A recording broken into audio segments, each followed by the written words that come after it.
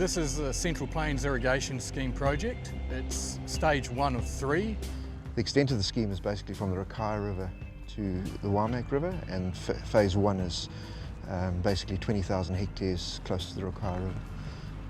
It consists of a headrace canal which basically transports bulk water across the plains, and then we have a distribution network feeding water down the plains and providing pressurised water for the farmers.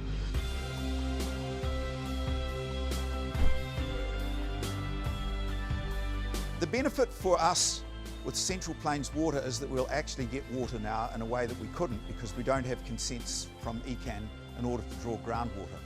Pipe installation is a key component, obviously. The first thing we do is we meet with the landowner and identify any services they have in their way. We also agree the standards of reinstatement, how we handle their stock, how we handle their shelter belts, how we work around their pivots, how we basically interface with them and make sure that their farm can operate while we're carving through their farm. This project is the epitome of a relationship creating success. The landowners have been very understanding of what we're doing, and they are helping us daily.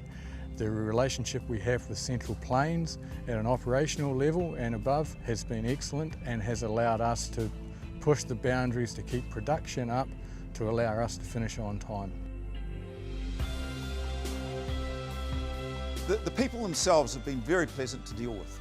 I think they've been pretty much as helpful as they've been able to within some of the constraints they've had. I think they've done it as well as anybody could.